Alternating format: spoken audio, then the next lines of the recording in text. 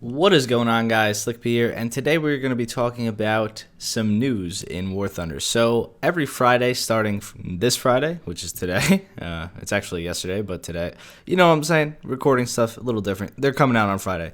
We're going to be doing News Friday for War Thunder. So what I'm going to do is once a week, I'm going to check the dev blog. I see anything interesting, I'm going to gather the news up, and I'm going to talk about it in one video that you can see promptly every Friday. I don't know what time yet. Maybe we'll figure that out. But first things first, I'm the realist. No, I'm just kidding. We're going to start out with the A7M1. Now, this is I don't know how to, what's the word I'm looking for, guys? It comes after the zeros. That's what I'm saying. It is technically a zero. It's a Mitsubishi plane. Now, this plane looks amazing, right? It looks good. Don't get me wrong. The standard pink camo is flashy. It might not be pink. It might just be pink because of how it looks. But this is better. Let's just take a listen.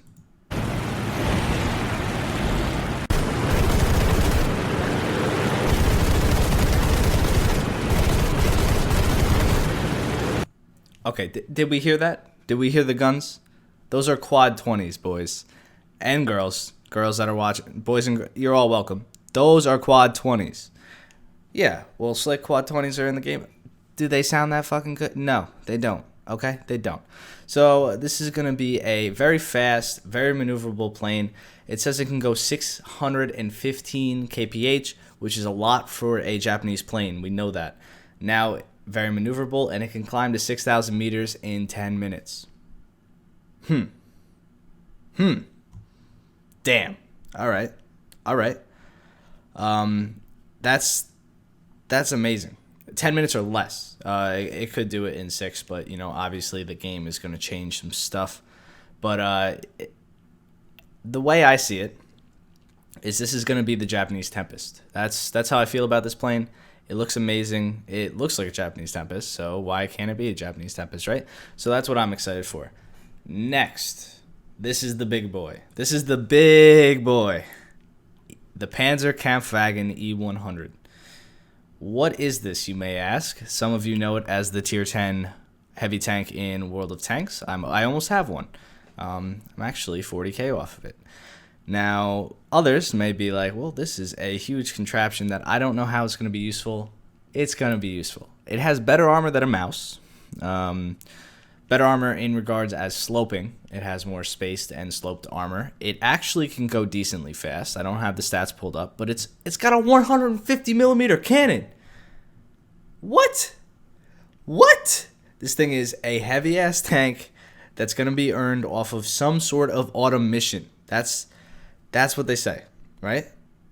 Now, it doesn't have the 150 in game, but that's what it was supposed to get. And I know I got you guys hyped up.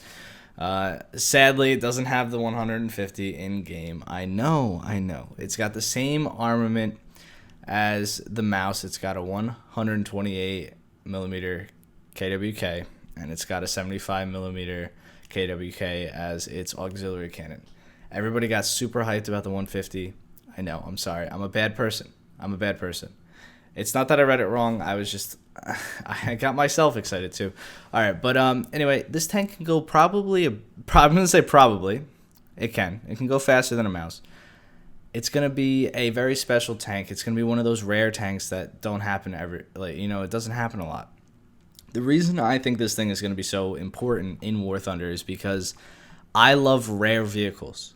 And I love when rare vehicles can hold their own, right? So, the HE-51 floatplane is cool, but it's an HE-51 floatplane. You know, realistically, not many people are like, oh, I love using that plane. It's so fun. I mean, yeah, it might be fun, but, you're not going to grind with that plane. You're not going to be like, I play that plane at least once a day. No, it's every now and then, take your little HE-51 floatplane out for a spin. Same thing with the PO 2. Same thing with the TB3. You know, they're not solid grinding planes. This thing is a solid grinding tank if it works right. It's heavy. It's fun. I'm sure it's going to be fun. You feel invincible. And it's got a gun that is going to punch through 95% of surfaces. And when I say 95% of surface, 95% of surfaces that you're going to be faced with, you could probably pen. The 128 in this game is fantastic. So that being said, I'm going to leave you off with a nice sound effects, that nice engine hum and gunshot. And I hope to see you guys next News Friday for War Thunder. And I hope you guys like this series. Tell me what you think. It's a little bit unprofessional right now. I'm kind of just, letting my brain speak. I don't like when my brain speaks because it just kind of goes. But maybe if you guys want some more professional and more, looked into things, then I will do that. I'll write a script or something like that. I don't know. But like I said, I'll leave you guys with the hum of the engine, and I'll see you guys soon.